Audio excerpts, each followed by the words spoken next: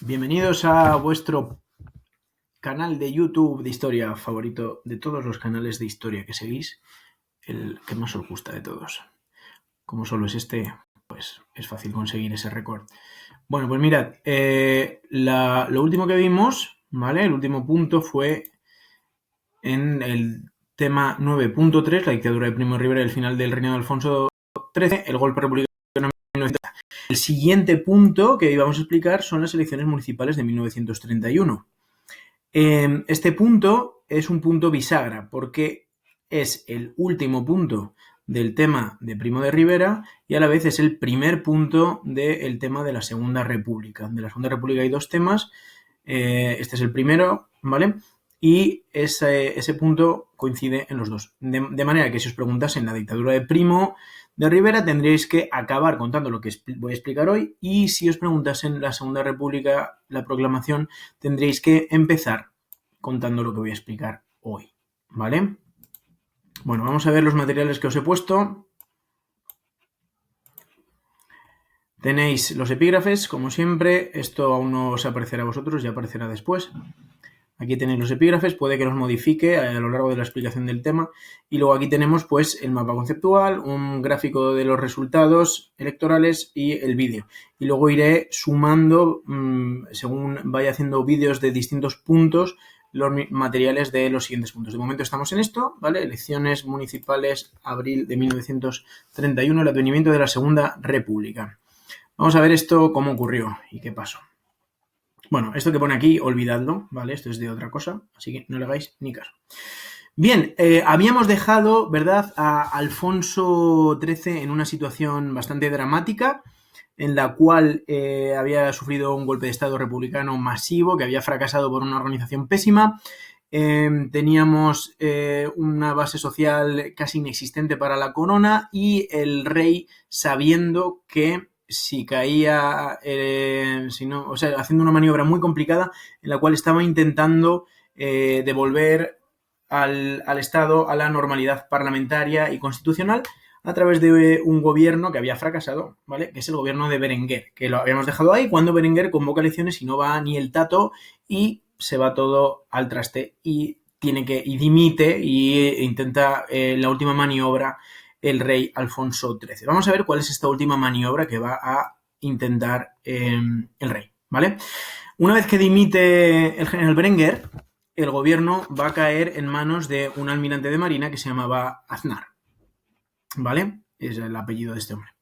Bueno, Aznar va a convocar, el gobierno de este tipo, de Aznar, va a convocar elecciones municipales. Esto es una cosa muy significativa. Las elecciones que convoca Alfonso XIII no son generales, no son para el gobierno del Estado, sino que son para los gobiernos de los ayuntamientos. Y puede que os preguntéis, bueno, ¿esto por qué? ¿Por qué no hace elecciones al gobierno del Estado, sino elecciones a los ayuntamientos? Pues en realidad es fácil de entender. Fijaos, Alfonso XIII, dada su situación de impopularidad y de relación de la monarquía con la dictadura que acababa de caer, se ve obligado a, si quiere tener un mínimo de credibilidad, ya le queda poquísima, ¿no? Pero si quiere mantener la poca credibilidad que tiene, al menos algo, ¿vale? Necesita por fuerza hacer unas elecciones limpias, unas elecciones que no estén manipuladas de una manera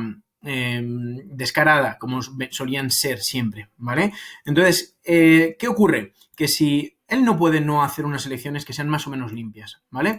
Entonces, ¿qué ocurre? Que dada la coyuntura social, política y de popularidad de la monarquía, existe una posibilidad muy grande de que gane la opción republicana, ¿vale? Porque no puede permitirse el rey hacer unas elecciones en las que no estén representadas todas las fuerzas políticas, no puede hacer unas elecciones en las que los republicanos no puedan concurrir, ¿vale? Porque entonces la credibilidad escasísima que tiene pues va a desaparecer, ¿vale?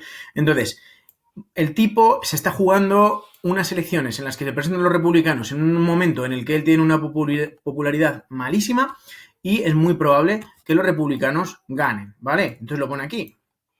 posibilidad de una victoria republicana muy grande, ¿vale? Así que es mucho menos arriesgada hacer, dice, menos riesgo si ganan unas elecciones municipales que unas elecciones nacionales. Porque si me salen un montón de ayuntamientos, de hecho ese era el plan, ¿vale? Estas elecciones municipales eran un preámbulo para después convocar unas elecciones que iban a ser constituyentes, ¿vale? A cortes constituyentes, es decir, para crear una nueva constitución que diese una nueva salida política al Estado.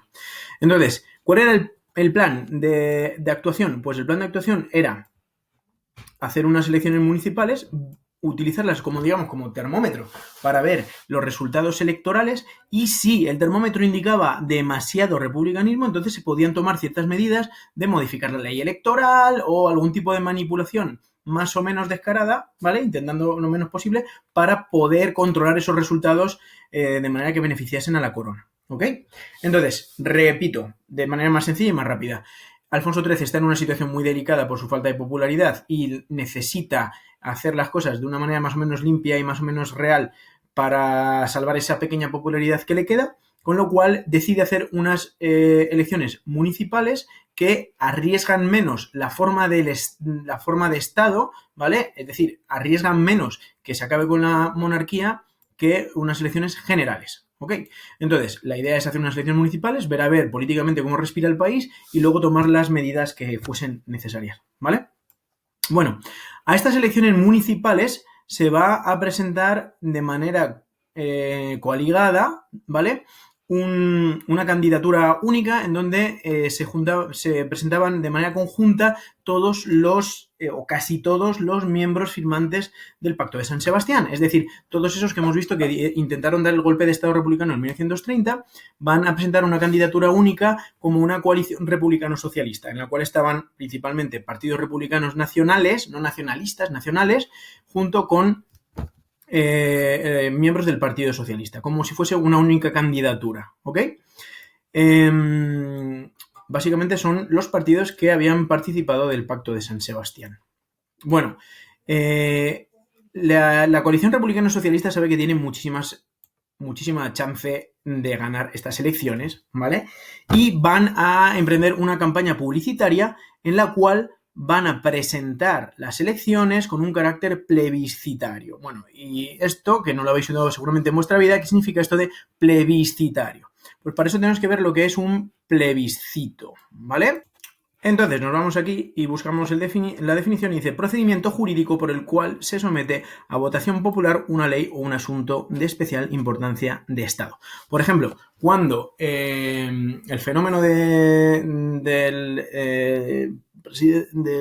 primer ministro inglés sometió lo del Brexit a la voluntad popular, pues eso es un plebiscito. Y la voluntad popular dijo que es adelante con el Brexit. ¿Ok? Es decir, la coalición republicano-socialista, que sabe que tiene muchas oportunidades de ganar estas elecciones, ¿ok? Va a intentar convertir estas elecciones municipales, en las cuales lo que se elige en realidad es quién manda en los ayuntamientos de los distintos municipios de España, va a intentar convertirlas en o sea, no las va a convertir de una manera legal, porque las elecciones son elecciones municipales y ya está. Pero ellos van a presentar ante la opinión pública las elecciones como un plebiscito. Es decir, y aquí lo intento explicar, el mensaje que están transmitiendo es: si ganamos nosotros, la coalición republicano-socialista, eso significaría, es decir, si la mayoría de los ayuntamientos de España votan una opción republicano-socialista, eso significaría que España quiere ser una república. Con lo cual, si eso ocurre, actuaremos para convertir España en una república, ¿de acuerdo? Esto es toda una maniobra política, porque realmente las elecciones municipales son exactamente eso, unas elecciones municipales, ¿ok?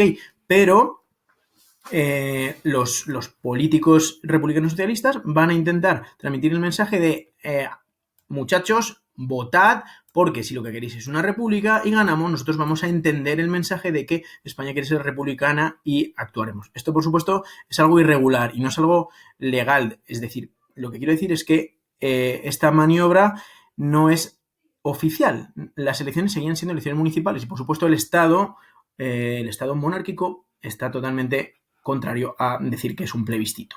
¿De acuerdo? Pero habéis entendido un poco la maniobra política de intentar presentar las elecciones con ese carácter plebiscitario. Que de hecho, Bueno, ya está. Espero que lo hayáis entendido. Si no, pues me preguntáis en los comentarios o como queráis, por Google Classroom. Bueno, estas elecciones tan esperadas van a tener lugar en abril de 1931 bajo el gobierno del almirante Aznar, ¿vale? En concreto, las elecciones van a ser el 12 de abril.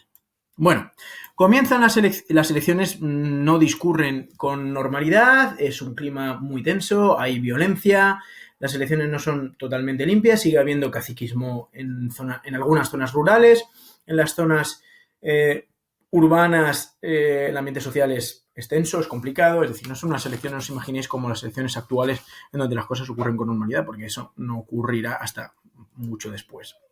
¿Ok? Bueno, tienen lugar las elecciones y comienza el recuento, ¿vale?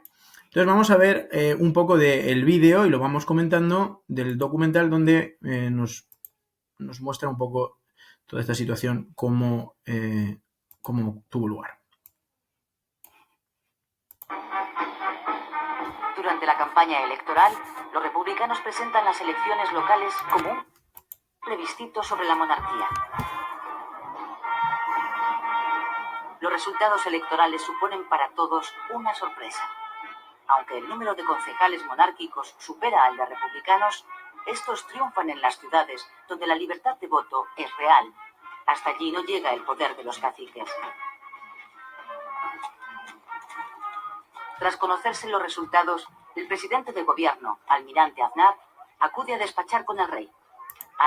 Bueno, el vídeo está dando una versión como muy cerrada de lo que ocurrió y no es tan cerrado como lo que le está contando el vídeo. Pero bueno, os lo cuento un poquito, un poco. ¿Qué es lo que ocurre?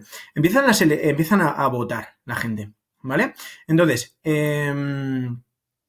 pensad que estamos en los años 30, no hay internet, no hay comunicaciones telemáticas iguales que las de ahora, los recuentos se hacían a mano y las distintas circunscripciones electorales, que eran en este caso, bueno, no me acuerdo, no sé si eran provinciales, pero bueno, da igual, recontaban manualmente todos los datos, esos datos se firmaban unas actas donde se decía quiénes han votado qué y no sé qué, se iban sumando, esas actas luego se transmitían al gobierno provincial, el gobierno provincial hacía un acta y se enviaba al gobierno central, con lo cual se tardaba casi una semana en saber los resultados de las elecciones. Y además, recordad que la población está totalmente acostumbrada a elecciones adulteradas y medio manipuladas.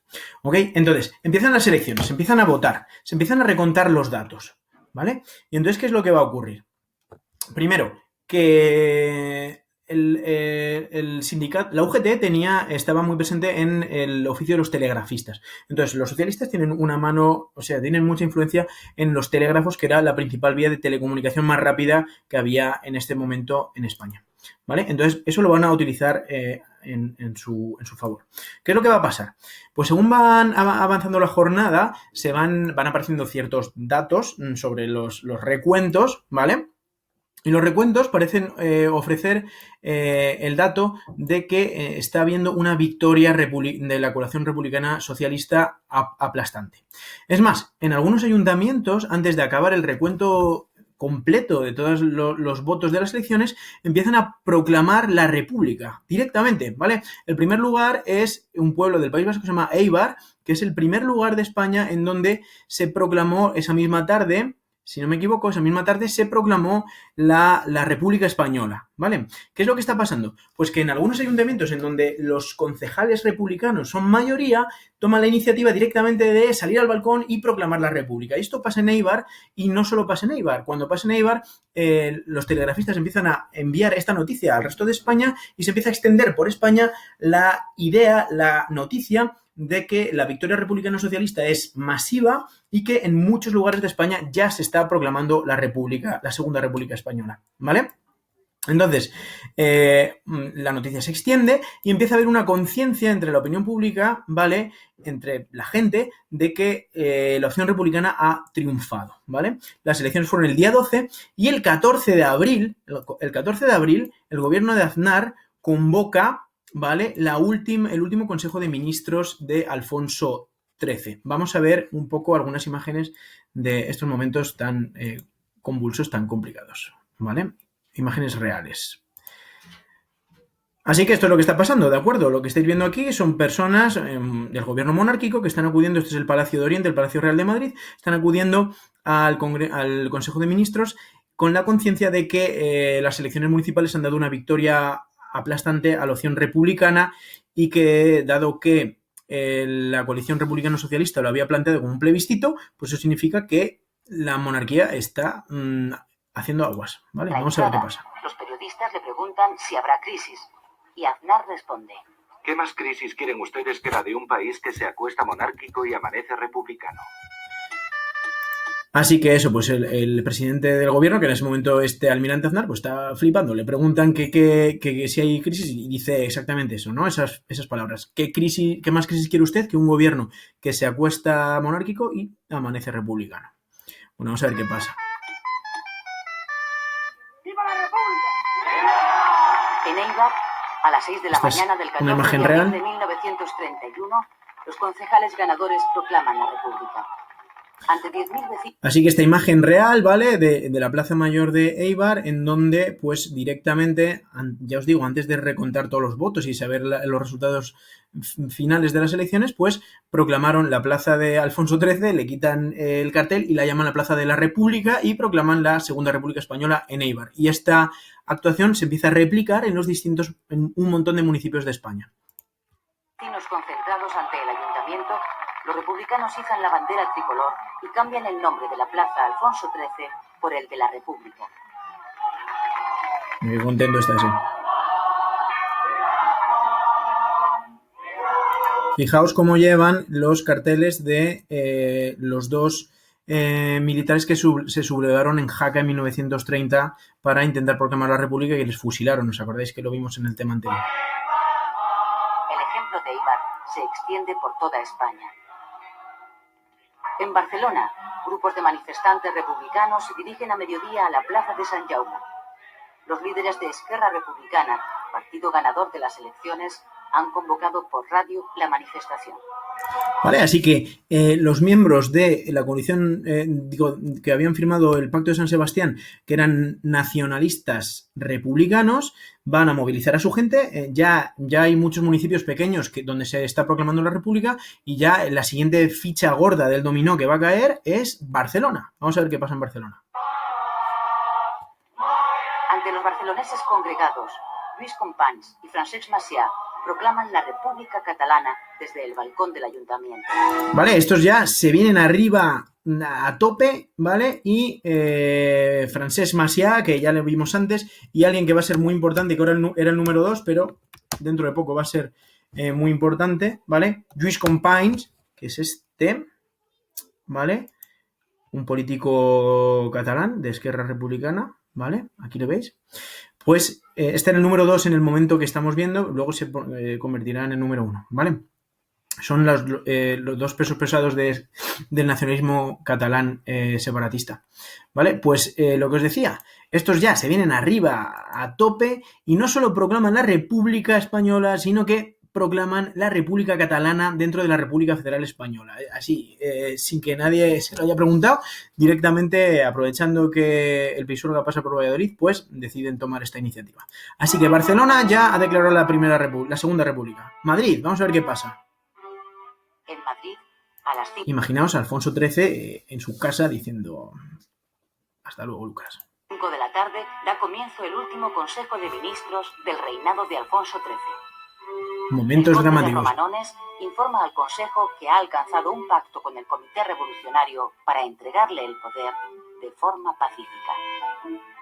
Ha alcanzado un pacto con el Comité Esperad, que es que no enseñará a este hombre que es... Ministros del reinado de Alfonso XIII.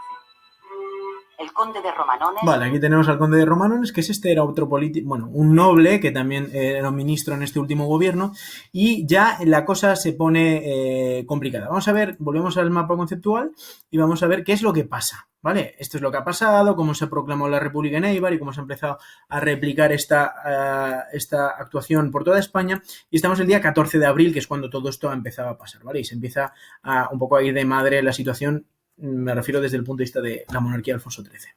Bueno, pues el gobierno de Aznar, a través de este señor, el conde de Romanones, que es este que veis aquí, que actuará de portavoz, ¿vale? Pues se va a presentarse de manera, o sea, físicamente, en una casa que estaba en Arturo Soria, que era la casa de Niceto Alcalá Zamora, que os lo voy a poner también para que le veáis que también será una persona importante.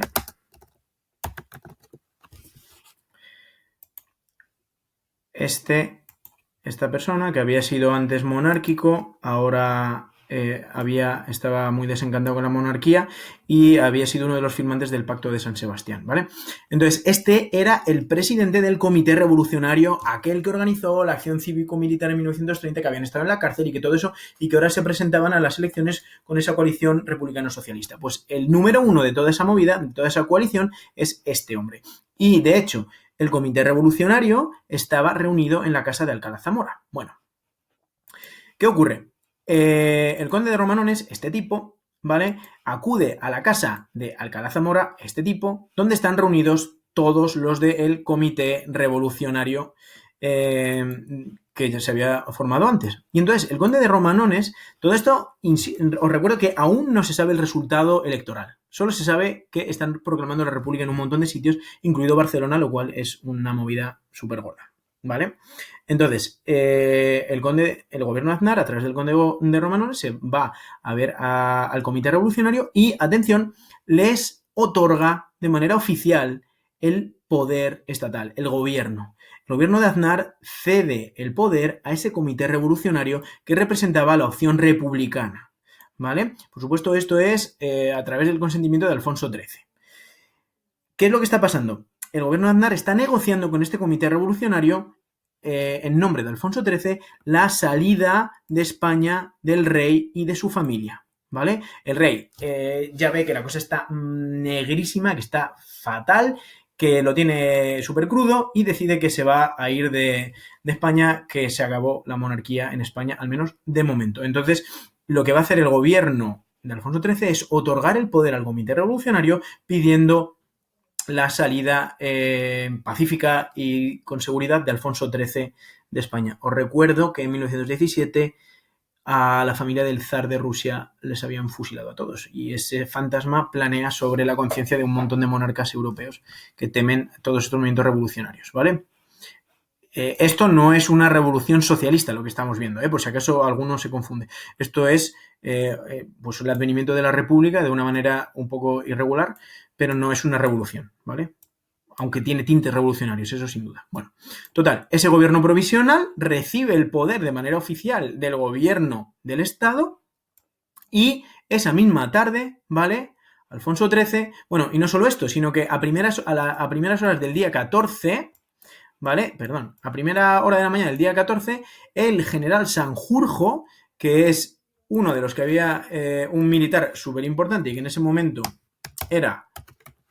también tendrá importancia después, ¿vale? José Sanjurjo, que es este de aquí, ¿vale? Que en ese momento es otro de estos africanistas, amigo de Franco, de toda esta gente que estaba en África, ¿vale? Entonces, que en ese momento era el máximo, el oficial al mando de toda la Guardia Civil, ¿vale? Pues va a ir, estoy echando un poco atrás y quizás os estoy liando, ¿vale? Pero ese mismo día, recordamos, se proclama la República en Éibar. Esto se empieza estoy repitiendo, ¿vale? Para que me sigáis. Se proclama la República en Éibar. Esta actuación se replica en muchos municipios. Acaba ocurriendo en Barcelona. Estas noticias se empiezan a extender por toda España, ¿vale? Eso ocurre el día 14 de abril. Ese mismo día, Sanjurjo, este de aquí atrás, que es el jefe de la Guardia Civil, se presenta también en la casa de Alcalá Zamora y le ofrece todo el apoyo de la Guardia Civil a el nuevo gobierno que todavía no se ha formado, ¿vale? Más adelante, en ese mismo día, es cuando el gobierno de Aznar, de manera oficial, ¿vale?, entrega a el Comité Revolucionario el poder, que es donde estamos aquí. Así que este Comité Revolucionario sabe que tiene el apoyo de la Guardia Civil, primero. Segundo, que el propio gobierno del Estado le ha otorgado de manera legal y oficial el poder. Así que en ese momento este comité revolucionario, que todavía no sabe exactamente si ha ganado o no las elecciones, se convierte en el gobierno de España, de manera ya oficial, ¿vale? Esa misma tarde, Alcalá Zamora, a través del conde de Romanones, le hace llegar un mensaje a Alfonso XIII comunicándole que si el rey no abandona el territorio nacional ese mismo día, no garantiza la seguridad de su persona, así literalmente, ¿vale? Alfonso XIII, sin pensárselo dos veces, se coge un tren, se pira a Valencia, donde cogerá un barco que le llevará a Marsella y se irá al exilio. Y en ese momento, ya ese mismo día, esto ocurrirá el día 15 de abril, Alfonso XIII ya no está en España, es decir, el día 14 de abril la Segunda República Española se ha proclamado, esa misma tarde Alfonso XIII comienza el camino hacia el exilio, el día 15 ya no está el rey en España y el gobierno está de manera legal y oficial en este comité revolucionario, que son los miembros representantes de la coalición republicano-socialista. Bueno, sorprendentemente, cuando se acabe de contar las elecciones, el resultado final absoluto es de una mayoría monárquica, sorprendentemente, pero fijaos, y aquí os pongo este gráfico donde se ve muy bien, estos son los resultados por, digamos, totales, en los cuales vemos que los monárquicos tienen una mayoría, ¿vale? Dependiendo de la fuente tendréis unos números distintos, ¿vale? Aquí en Wikipedia nos ofrecen unos datos distintos, aquí tenemos también otro estudio de otra persona, a ver dónde estaba. Bueno, no me acuerdo. Aquí sí, otro estudio de otro historiador, Miguel Martínez Cuadrado, donde dice que los monárquicos 40.000, los republicanos 34.000. Quizá este es el estudio más complejo que han hecho de estas elecciones. Bueno, total, lo que me interesa. Los monárquicos han ganado las elecciones, pero eso da igual, no importa, porque estas elecciones han sido un catalizador que ha conducido a la sociedad española a una opción republicana, ¿vale? No se estaba jugando en estas elecciones, como creo que ya habréis entendido después de ver este vídeo, si lo habéis seguido con un poco de atención, no se estaba jugando en los municipios españoles ni los ayuntamientos, sino que se estaba jugando la monarquía o la república. Y eso lo sabían tanto Alfonso XIII como la coalición republicano-socialista. Entonces, fijaos cómo, a pesar de que el total de votos ganan los monárquicos, en las capitales de provincias, es decir, en las ciudades importantes, hay una mayoría bastante significativa de los republicanos. En las capitales de provincia era el lugar en el que el caciquismo era más inoperante. Es decir, de alguna manera, la manera en que la coalición republicano-socialista legitimó el advenimiento de la república, a pesar de que el resultado general no les daba la victoria, era que este resultado estaba adulterado por el caciquismo, mientras que en los lugares en donde el cacique no tenía nada que hacer, que eran en las ciudades, las capitales de provincia, había habido una victoria aplastante de los republicanos. Bueno, esa es la justificación, digamos, de la toma del poder, que como veis fue pues un poco de aquella manera, un poco irregular. ¿Ok? Bueno, recapitulando todas las cosas de manera sencilla, yo os lo he contado muy pormenorizadamente para que lo podáis entender bien, pero no tenéis que contar tantos detalles ni mucho menos. Convertir esto en un texto me basta. Todo lo que os he contado se resumiría en un párrafo de, no sé, de 12 o 15 líneas, ¿de acuerdo? Recapitulando muy rápido, muy rápido todo lo que he dicho. Después del fracaso de la dicta blanda de Berenguer, ¿vale? El almirante Aznar asume el poder y la monarquía decide convocar unas elecciones municipales para tomar el pulso político al Estado antes de convocar las prometidas elecciones generales en las cuales se jugaba el puesto el rey, ¿vale? En estas elecciones municipales que convoca el gobierno de Alfonso XIII, pues se presenta una coalición republicano-socialista que presenta estas elecciones municipales como un plebiscito en el cual se elige entre monarquía o república. Cosa que no era así, pero ellos lo presentan de esa manera y da igual que no fuese así, porque de hecho es lo que se estaba jugando, ¿vale? Bien, las elecciones ocurren el 12 de abril de 1931 y lo que va a ocurrir el día 14 de abril es que algunas ciudades, empezando por Eibar, siguiendo por otras distintas, llegando hasta Barcelona, van a proclamar la república antes de acabar el recuento oficial de votos. Estas noticias se van extendiendo por toda España, de manera que llegan a Madrid y el rey, inquieto por los resultados y por el futuro de su familia y de su persona, va a enviar a su gobierno a negociar con el comité revolucionario, que son esta coalición republicano-socialista, a los cuales va a entregar de manera oficial el poder. Ese comité revolucionario se va a convertir en el gobierno de España, ¿vale? Y ese mismo día, por la noche, Alfonso XIII se marcha de España y se proclama la República en toda España. Vamos a ver el vídeo de esto y con esto acabaremos ya el vídeo de hoy. Informa al Consejo que ha alcanzado un pacto con el Comité Revolucionario para entregarle el poder de forma pacífica. La monarquía cae ese día. No ha sabido adaptarse a la modernización que pide el país. Se ha quedado caduca y además el pueblo la identifica con la oposición al cambio.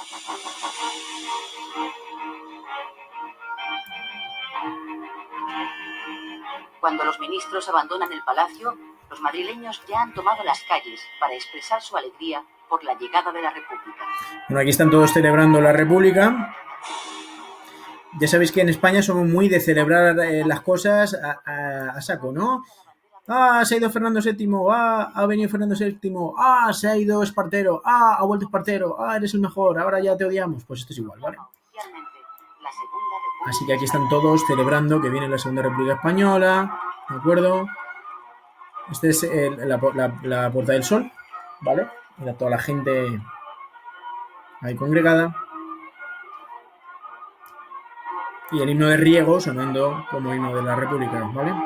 Todos ahí muy contentos, haciendo corros y de todo. Bueno, y de esta manera comienza la Segunda República Española, un periodo muy convulso de la historia de España y que acabará en la Guerra Civil, ¿ok? Así que sé que he explicado un montón de cosas, pero insisto, los últimos 2 minutos del vídeo en donde he resumido todo lo que he explicado, eso es lo que tenéis que ser capaces de contar. Todo lo demás es simplemente para que seáis capaces de entender bien el por qué ocurre una cosa tan sorprendente como esta, ¿vale? Bueno, espero que os haya gustado el vídeo, seguid viéndolos y nada, nos vemos en el siguiente vídeo. Chao, chao, chao.